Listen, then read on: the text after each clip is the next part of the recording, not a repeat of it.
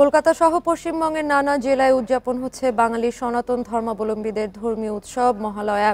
আজ পিতৃপক্ষে অবসান এবং দেবীপক্ষের আগমনের মধ্য দিয়ে শুরু হয়েছে এই মহালয়া। বৃষ্টি উপেক্ষা করে প্রতিটি গঙ্গার ঘাটে নামে মানুষের ঢল। পিতৃপুরুষকে জলদান করতে ভোর থেকেই ভিড় দেখা যায় বাবুঘাট, বাগবাজার, নিমতলা ঘাটে। চলছে তর্পণ। পুণ্যার্থীদের সুরক্ষায় যাবতীয় নিরাপত্তার ব্যবস্থা রাখা হয়েছে।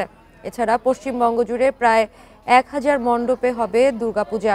13 অক্টোবর বিজয়া দশমীর মধ্য দিয়ে শেষ হবে উৎসবের।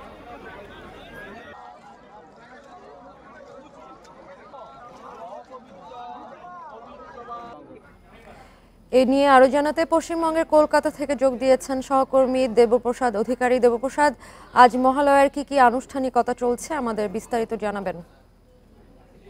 দেখুন, মহালয়ার আনুষ্ঠানিকতা বলতে সকালবেলা অর্থাৎ ভোরের আলো ফোটার আগে এই যে গঙ্গার ঘাটে ঘাটে, সেই গঙ্গার ঘাটে ঘাটে তর্পণ এবং পূর্বপুরুষ রয়েছে তাদের তাদের জন্য অর্থাৎ জল দান করা হয় তাকে।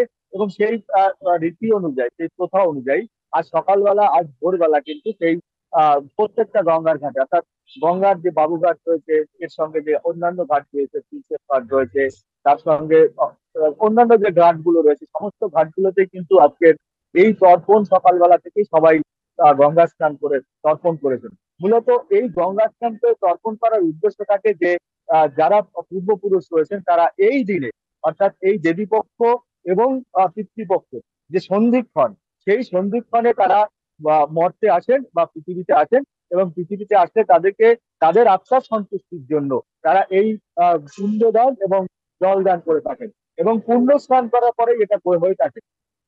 মূলত দুর্গাপূজার যে সূচনা, এই দুর্গাপূজার সূচনা কিন্তু আজ থেকেই হলো, অর্থাৎ পিতৃপক্ষের অবসান হলো, দেবীপক্ষের সূচনা হলো। অর্থাৎ দেবী দুর্গা এই সময় আজকের দিনে মর্তে আগমন করেছিলেন এরকমই, অর্থাৎ পৃথিবীতে আগমন করেছিলেন এরকমই কথিত আছে। এই বা এখান থেকেই পুজোর সূচনা হয়ে থাকে।